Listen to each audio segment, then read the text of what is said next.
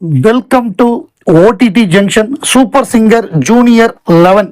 So super singer junior season 11 வந்து மே 9ஆம் தேதியிலேருந்து ஆரம்பிக்க போகுது. நம்ம ஏற்கனவே சொல்லியிருந்தோம் மே 9 அல்லது மே 16 ஆரம்பிக்கும்னு. இப்போ அஃபிஷியலாக மே 9ஆம் தேதி ஆரம்பிக்கும் அப்படின்னு சொல்லி 2 போட்டியாளர்களை இப்போ ஆல்ரெடி அறிமுகப்படுத்திட்டாங்க. 2 ப்ரோமோ ஆல்ரெடி ரிலீஸ் ஆகிடுச்சு. இந்த சீசனை பொறுத்தவரைய சித்ராமா KS சித்ரா அவர்களும் இமான் அவர்களும் ஜட்ஜஸாக இருப்பாங்க. இன்னொரு ஜட்ஜஸ் யாருங்கிறத விரைவில் அறிவிப்பாங்க. ஸோ 2 ஜட்ஜஸ் இன்ட்ரடியூஸ் பண்ணிட்டாங்க. 2 போட்டியாளர்கள் அறிவிச்சிட்டாங்க. ஸோ 10 சீசன் முடிஞ்சு 11ஆவது சீசன். கடந்த முறை காயத்ரி ஜெயிச்சாங்க, டைட்டில் வின்னராக வந்தாங்க. லயனட் உலகநாயகன் கமலாசனோடு சேர்ந்து டான்ஸ் ஆடினதெல்லாம் நம்ம பார்த்தோம் கடந்த ஃபைனலில்.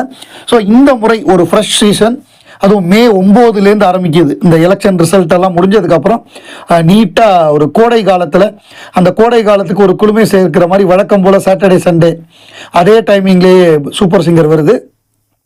ஸோ இப்போ 2 போட்டியாளர்களை அறிமுகப்படுத்தியிருக்காங்க. முதல் போட்டியாளர் வந்து நாகர்கோயிலேருந்து டெவின் பெர்னோ. இதுக்கு முன்னாடி நிறைய ஆடிஷன்லாம் நடந்து இதில் ஒரு 20-25 போட்டியாளர்கள் தான் தேர்ந்தெடுப்பாங்க. அவங்க தான் அந்த ஸ்டூடியோ ரவுண்டில். இந்த போட்டி வந்து மேல ஆரம்பித்து கிட்டத்தட்ட நவம்பர் வரையே நடக்கும். நவம்பரில் ஃபைனல் நடக்கும். 6-7 மாதங்கள் நடக்கும். இதுதான் ரெகுலராக உள்ளது. சில சமயம் 8 மாதம் கூட நடக்கும். அக்கார்டிங் டு அந்த சுச்சுவேஷனுக்கு ஏற்ற மாதிரி அவங்க வந்து அதை நடத்துவாங்க. டெவின் பெர்னோ நாகர்கோயிலேருந்து முதல் போட்டியாளராக அறிமுகப்படுத்தியிருக்காரு.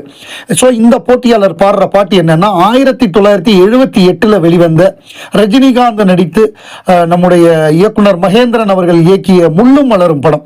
இந்த முள்ளும் மலரும் படத்திலிருந்து செந்தாளம் பூவில் வந்தாடும் தென்றல். இந்த படத்துக்கு இசை இளையராஜா, பாடலை எழுதினவர் வந்து கவியரசர் கண்ணதாசன், இந்த பாடலை பாடினவர் வந்து KJ ஜேசுதாஸ். ஸோ இந்த படம் அப்படிங்கிறது வந்து ஒரு டேர்னிங் பாயிண்டான படம். மகேந்திரன் அவர்களுக்கு முதல்ல அப்போ தான் அவர் டைரக்ட் பண்ணுறாரு. அதுக்கு முன்னாடி வசனங்கள் கதையெல்லாம் எழுதியிருக்காரு. இந்த படத்துக்கு வந்து பெருமளவு உதவி செய்தவர் அப்படின்னு பார்த்தா கமலஹாசன் அவர்கள், உலகநாயகன் கமலஹாசன் அவர்கள். அவர் தான் இந்த படத்துக்கு வந்து பாலு மகேந்திராவை நீங்கள் கேமராவை போடுங்கன்னு சொன்னது அவர் தான். கூப்பிட்டு இன்ட்ரடியூஸ் பண்ணி 2 பேரையும் பேச வச்சாரு. பாலு மகேந்திரா வந்து பெருமளவு இந்த படத்துக்கு கேமராமேன் ஆகவும், இந்த படத்தோட casting, story, screen play, camera angle எல்லாத்துலேயுமே அவர் ஹெல்ப் பண்ணியிருக்காரு. அது மிக முக்கியமான ஒரு விஷயம். 2வது வந்து இந்த படம், இந்த பாடல் அப்படிங்கிறது வந்து பௌலி அப்படிங்கிற ராகத்தின் அடிப்படையில் அமைஞ்சது. கர்நாடக ராகம். இந்த படத்தில் வரக்கூடிய 3-4 பாடல் வந்து கர்நாடிக் பேஸ்டு ராகாஸ்லேருந்து தான் பண்ணியிருப்பாங்க.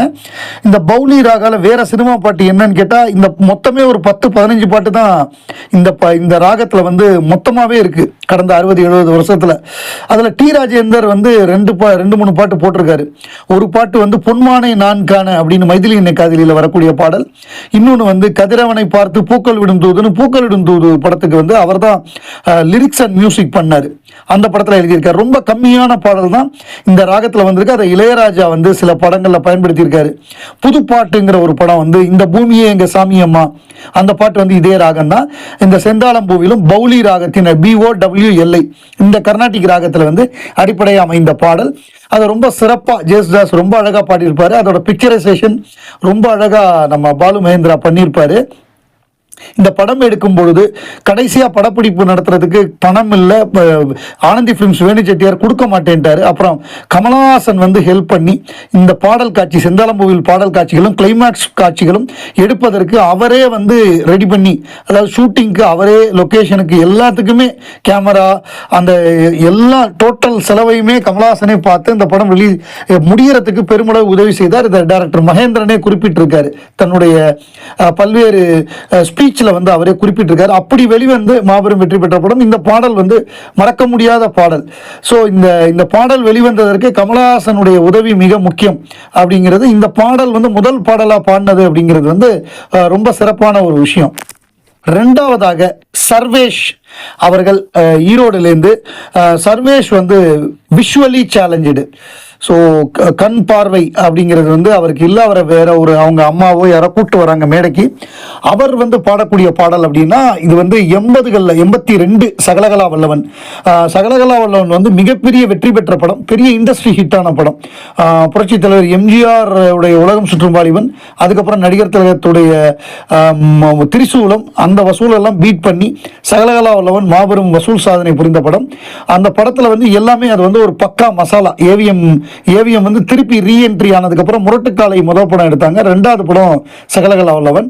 அதில் வந்து சாங்ஸு, ஃபைட்டு, சென்டிமெண்ட்டு அந்த மாதிரி எல்லாமே இருக்கும். ஒரு மசாலா படத்துக்கு என்னென்ன இருக்கோ, ஹீரோவுடைய பெருமைகளை பேசுகிற மாதிரியான பாடல்கள், அவரோட ஃபைட்டு, டான்ஸு எல்லாமே ஒரு மசாலா படத்துக்கு என்னென்ன தேவையோ எல்லாமே இருக்கக்கூடிய ஒரு படம். டைட்டிலே சகலகலா வல்லவன். அதாவது கமலஹாசனுக்கு ஏற்ற மாதிரி அவர் எல்லாமே பண்ணுவார். He can fight, he can dance, he can act, எல்லாத்தையுமே காமிக்கணும் நம்ம அப்படின்னுங்கிற முடிவில் தான் இந்த டைட்டிலே வச்சாங்க. இது வந்து பெரிய இடத்து பெண் அப்படின்னு புரட்சி தலைவர் எம்ஜிஆர் நடித்த படத்துடைய அந்த கதையை தான் கொஞ்சம் உல்ட்டா பண்ணியிருப்பாங்க. பஞ்சு அருணாச்சலம் தான் அந்த படத்துக்கு கதை. அவர் தான் முரட்டுக்காலைக்கும் கதை. இந்த ஏவிஎம், எஸ்பி முத்துராமன், பஞ்சு அருணாச்சலம், கமலஹாசன், அதே மாதிரி ஏவிஎம், பஞ்சு அருணாச்சலம், எஸ்பி முத்துராமன், ரஜினிகாந்த், இவங்கெல்லாம் நிறைய படங்கள் சேர்ந்து பண்ணியிருக்காங்க. அதில் இளையராஜாவையும் நம்ம சேர்த்துக்கலாம். கவிஞர் வாலி, இந்த படத்துக்கு வந்து எல்லா பாட்டுமே கவிஞர் வாலி தான். இவர் சர்வேஷ் பாடுற பாட்டு வந்து கட்டவண்டி கட்டவண்டி கடையாணி, அந்த பாட்டு தான் பாடுறாரு. அதாவது எப்படின்னா, அந்த காலகட்டம் எம்ஜிஆர் காலத்துலலாம் எப்படி இருக்குன்னா, முதல்ல வந்து ஹீரோயின் வந்து ஹீரோவை டீஸ் பண்ணி ஒரு பாட்டு பாடுவாங்க. அதுக்கு ஹீரோ பின்னாடி பதிலடி கொடுப்பாரு. அதே மாதிரி தான் இந்த பாட்டு. முதல்ல வந்து அம்பிகா வந்து அவங்க டீம், அவங்க தோழியெல்லாம் சேர்ந்து கமலையும் ஒய்ஜி மகேந்திரனையும் பயங்கரமாக ட்ரோல் பண்ணி ஒரு பாட்டு, கட்டவண்டி கட்டவண்டி கடையாணி கலண்ட வண்டின்னு அந்த கடையாணியை கழட்டி விட்டுருவாங்க அந்த மாட்டு வண்டியில். அந்த வண்டி கொடை சாஞ்சிரும். அப்போ பாடக்கூடிய பாட்டு. திருப்பி வந்து இவர் ஸ்ட்ராங்காக இருக்கும்பொழுது இவர் திருப்பி அடிப்பார். அப்போ வந்து கட்டவண்டி கட்டவண்டி காப்பாற்ற வந்த வண்டின்னு அவர் பாடுவார். ஸோ அந்த மாதிரியான ஒரு போட்டி பாடல், முதல்ல ஒரு ட்ரோல் பண்ணால் திருப்பி பதிலடி கொடுக்கறது அப்படிங்கிற மாதிரியான பாடலாக இந்த பாடல் வரும். இந்த பாடல் வந்து மலேசியா வாசுதேவன் பிரமாதமாக பாடியிருப்பார். இந்த மாதிரி பாட்டெல்லாம் அவர் தான் பாட முடியும். அந்த மாதிரி டப்பாங்குத்து பாட்டெல்லாம் பின்னி எடுத்துருவார்.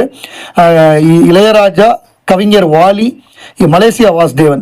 இந்த பாடல் எடுக்கப்பட்ட விதமுமே நல்லா ஃபன்னாக இருக்கும். இந்த பாடலை வந்து சர்வேஷ் ரொம்ப அழகாக பாடியிருக்காரு. அவருடைய முதல் பாடலாக ரொம்ப ஒரு வேகமான பாடல், நம்ம டான்ஸ் ஆட வைக்கக்கூடிய ஒரு பாடலை பாடியிருக்காரு. அடுத்தடுத்த சிங்கர்ஸ் இன்ட்ரடியூஸ் பண்ணுவாங்க. நம்ம தொடர்ந்து ரிவ்யூ பண்ணுவோம். கடந்த சீசன் மாதிரியே இந்த சீசனையும் தொடர்ந்து ஃபைனல் வரையும் நம்ம ரிவ்யூ பண்ணுவோம். தொடர்ந்து சப்போர்ட் பண்ணுங்கள்.